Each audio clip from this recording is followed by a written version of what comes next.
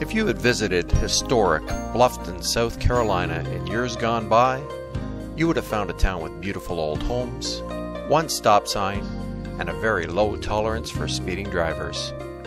Population tended to hover around the 400 mark, and as you might expect, everyone knew everyone.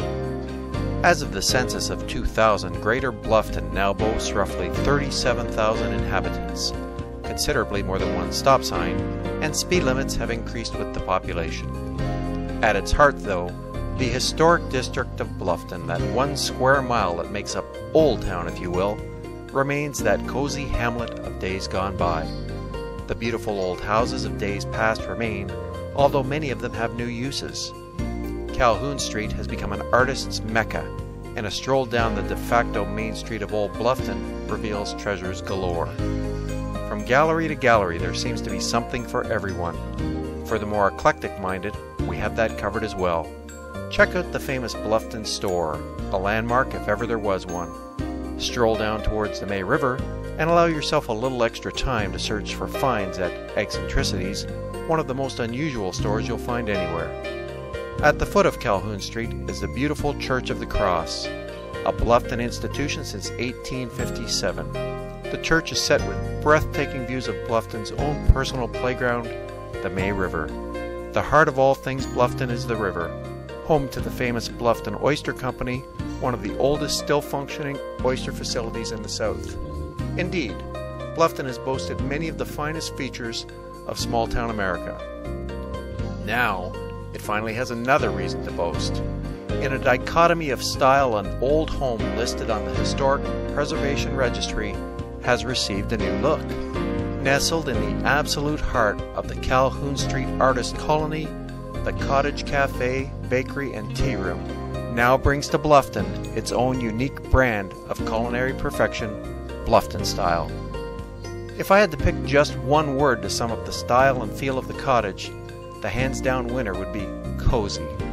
Although once you sink your teeth into some of the amazing offerings, words like incredible, succulent, wow, and the ever-popular just might spring to mind as well. Chef and owner Leslie Rowland described her decision to open the cottage as following her bliss. To those who have tasted her food, especially the bakery offerings, it seems an apt description. Open Tuesday through Sunday from 8 to 5, the cottage serves both breakfast and lunches. It also features a late afternoon high tea. With seating for 64, including outdoor seats for 30, the cottage is the perfect spot for a break in your Bluffton day.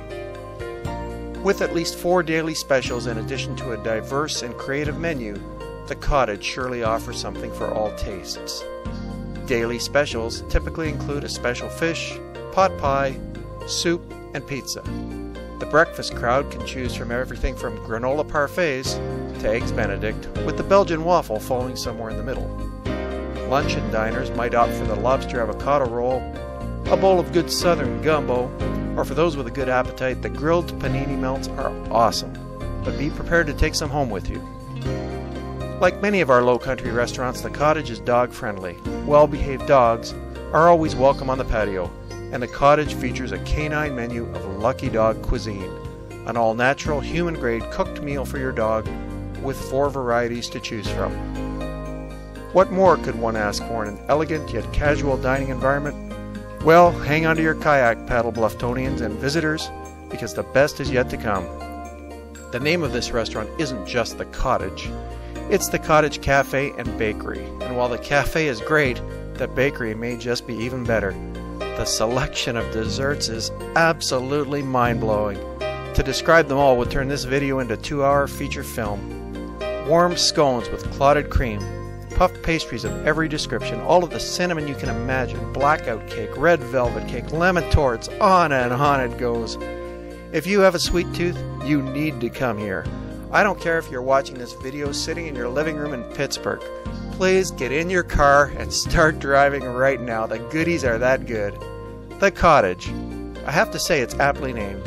If you have ever owned a cottage where you could get away from the hustle and bustle of life, eat some great food, and relax with friends, both new and old, then you know exactly what this restaurant is like.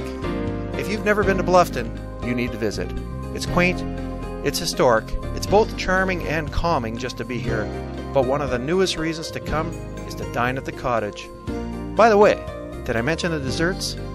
The Cottage, cafe, bakery, and tea room.